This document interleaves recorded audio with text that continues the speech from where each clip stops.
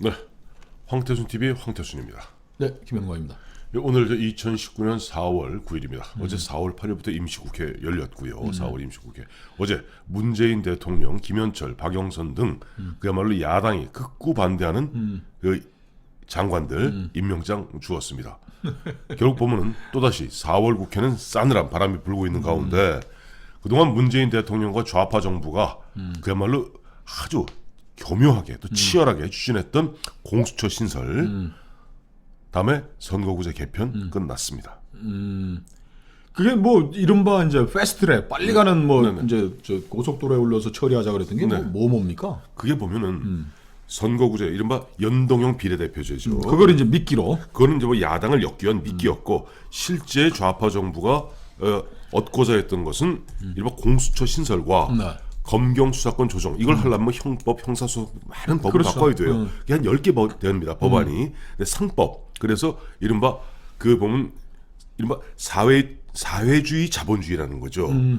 사회주의 자본주의 중국식으로 이 가려했던 것이 바로 10개 법안이 됩니다. 그 10개 법안을 갖다가 사실 아까 말씀하셨던 연동형 비례대표로 뭐 정의당 등 군소 야당들을 갖다 미끼로 엮어서 이걸 통과시키려고 그랬는데 아니 그러면 그 패키지로 묶으려고 그랬던 게 법이 몇 개예요? 10개입니다. 와, 맞네. 근데 그게 왜 끝났습니까? 왜 끝났냐? 어제 뭐 별일도 없었던 것 같은데. 아니 별일이 없었던 게 아니라 우선 보세요. 패스트 트랙을 갖다가 얹으려면 330일이 걸립니다. 그 패스트트랙이 아니네. 아니. 근데 실제 보면은 옛날 김병준 그 비대위원장이 과거 그 양반 써놓은 글에 보면은 노무현 정부 때도 평균적으로 법안 하나가 처음에 기한에서 마지막 법안 성안되는데 대략 3년이 걸린답니다. 그러니까 330일이면 1년 안에 해치우는 거니까 빠른 건 빠른 거죠. 근데 왜 안 됩니까 패스트트랙? 패스트 트랙은 330일인데 자 예를 들어서 이번 4월 한 15일 지나서 4월 15일 지나서 패스트 트랙 갖다가 이렇게 자꾸 탄다고 칩시다. 330일은 내년 3월인데요. 그 내년 3월 15일쯤 되겠네. 그래도. 근데 내년 3월 15일이면 내년 4월 달에 선거인데요. 그러니까 이미 사실상 물건도 간 거고요. 또 하나는 그렇죠. 선거구 조정이라는 게 또 저기 연동형 비례대표면 어차피 비례를 좀 늘리고 지역구를 줄여야 되는데 28개가 줄어요. 28개 줄이면 이것도 자르려면 참 뭐 이게 물 건너갔습니다. 물 건너갔다. 그래서 물 건너간 거예요? 그리고 또 하나는 이제 바미당입니다. 바른미래당. 바른미래당은 아시다시피 옛날 유승민 의원 등 바른정당 출신 이른바 보수 새누리당에서 탈당한 사람들 플러스 안철수가 만든 국민의당 있지 않습니까? 거기에서 이제 호남파들은 지금 민평당으로 빠져나가고 나머지 일부가 남아있는 그래서 한 29석이 바로 바른미래당인데 꽤 크네요. 29석 정도면. 30석이. 그런데 여기에 보면 의견이 안 맞아요. 그러니까 유승민 의원이라든가 이혜원 의원이라든가 정병국 의원, 오신환 의원 등 이른바 새누리당 탈당파들은 그래도 보수적 색깔이 있습니다. 그러니까 예를 들어서 공수처 신설에 대해서 굉장히 부정적입니다. 그런데 또 이쪽은 또 보면 어쨌든 야 그래도 우리가 저 연동형 비례대표 준다는데 한번 해보자. 이 정리가 안 되는데 이번에 4.3 보궐선거 때 흔한 얘기로 손학규 대표가 흔한 박살나지 않았습니까? 3몇 % 얻었어요. 그럼 본인이 올 배팅을 했는데 그러다 보니까 리더십이 안 생깁니다. 그런 상태에 또 정동영 대표의 민평당 민평당이죠. 민평당도 그 기소권까지 주는 공수처는 해도 너무하는 거 아니야? 황태수 TV 늘 했던 얘기 아닙니까? 그 공수처는 또 하나의 게시토프 만든다고. 아니 그리고 뭐 특별감찰관 제도도 안 하면서 특별감찰관 만들겠다고. 특별감찰관만 임명해도 충분히 할 수 있는 건데요. 그러니까 330일이라는 이제 시한도 지키기 어려운 객관적 상황이고 네. 정치 정세도 그렇죠. 바미당의 분열이라든지 또 정동영 씨가 이끄는 그 당 조그만 당도 이거 뭐 너무 그 공룡을 또 하나 만들어 가지고 뭘 하겠느냐라고 이제 된 그러니까 것 같은데. 민주당하고 괴를 같이 하는 당은 엄밀하게 얘기하면 정의당밖에 없어요. 정의당 6석입니다. 그러니까 6석 니들 지금 6석인데 정당 니들 정당 뭐 투표하면은 10% 나오니까 30석 만들어 줄 테니까 그러니까 심상정은 목을 거는 거죠. 목을 걸고 했는데 네. 저도 뭐 정부에 있으면서 이 패스트트랙 연구를 좀 해봤는데 네. 패스트트랙은 패스트트랙이 아니라는 결론이 나오더라고요. 그렇죠. 첫째, 저 국회 운영이라는 거는 네.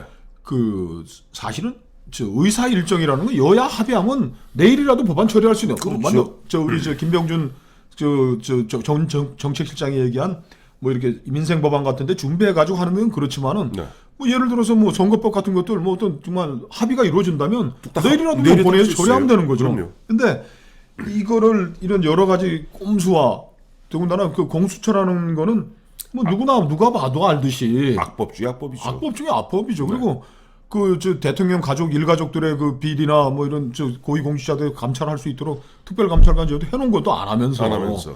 그리고 검찰이 너무 비대하다고 대검 중수부도 폐지한 상황에서 네. 뜬금없이 게시탑을 만들겠다 그러니 이 국민적 지지를 받을 수. 그리고 저는 이 문재인 대통령이 뭐 국회에는 좀 계셨지만은 이 의회주의에 대한 저 존경이 전혀 없는 것 같아요. 맞습니다. 자, 김연철, 네. 박영선 저희가 뭐 특별히 두 사람을 저 우리 황태준 TV에 꽂아 딱 지적해서 이 사람들 안 된다 얘기했던 게 네.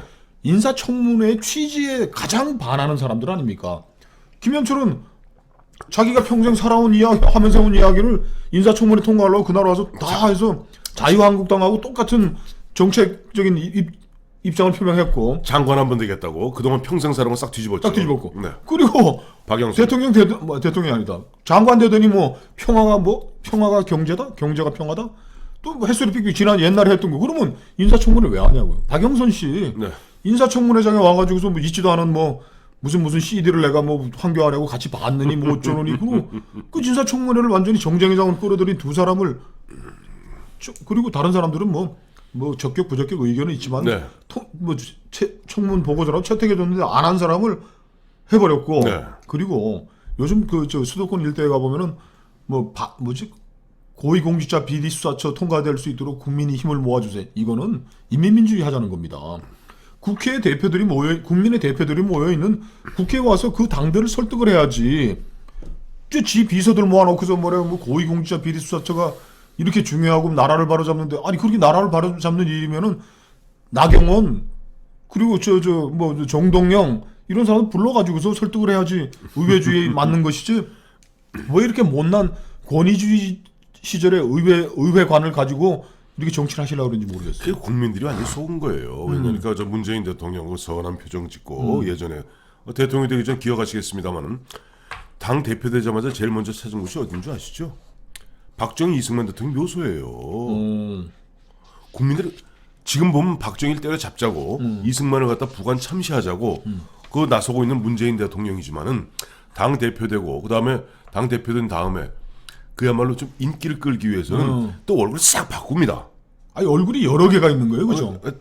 그리고 대통령 후보 돼가지고 천안함 처음 찾아가고 천안함 폭침이라고 처음 인정했다는 거 아니에요? 그리고 대통령 되자마자 또 싹 바꿨잖아요. 그런 사람을 대통령 뽑은 사람들이 참 잘못이 또 그래서 서해 수호의 날 안 가려고 일부러 저 칠성시장 방문하잖아요. 그다음에 보면 그동안 지난 2년 동안 보면 상해 임시정부의 정통성이 있다고 얼마나 나팔을 불어댔습니까? 건국 100주년 한다고 그래놓고 그 건국 100주년, 임정 100주년 한다고 내일 모레입니다. 4월 11일입니다. 원래는 우리 그동안 4월 13일로 알고 있었는데 그 문재인 정부 그 즈음에서 아니다. 4월 연구해보니 4월 11일이 맞다. 그래서 작년까지 나팔을 얼마나 불어야 됐습니까? 근데 김정은이 싫어하거든. 김정은이 싫어하거든.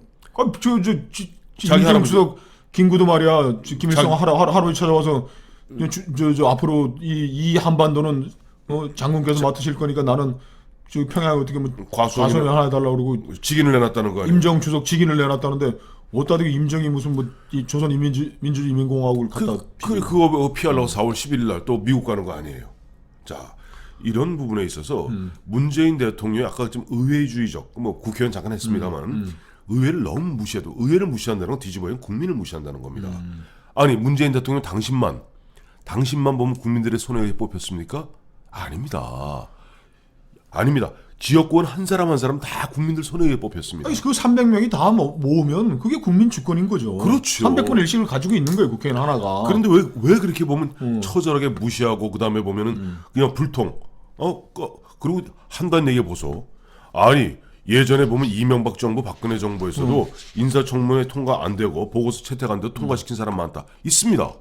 그래서 그 적폐청산하자고 나서던 거 아닌가요?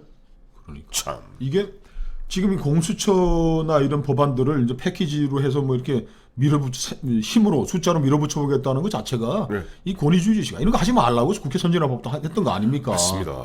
이걸 좀 유식한 얘기로 하면 주권의 이중적 위임이라 합니다. 대통령제에서. 이게 이제 큰 불행의 시작인데 대통령은 우리 국민들은 대통령을 선출하면서 대통령에게 주권을 100의 주권을 준 거예요. 위임한 거죠. 위임한 거죠. 그리고 국회를 구성할 때 또 국회에다가도 100의 똑같이 권한을 줬어요. 줬기 때문에 똑같이 줬어요. 대통령에게 위임된 권한과 국회에 위임된 권한이 똑같은 거예요. 대등한 겁니다. 대통령제라고 해서 대통령이 무슨 뭐 국회보다 우월적 지위가 있는 게 아니에요. 맞습니다. 더군다나 상권 분리기 때문에 네. 국회를 설득해가지고 해야지.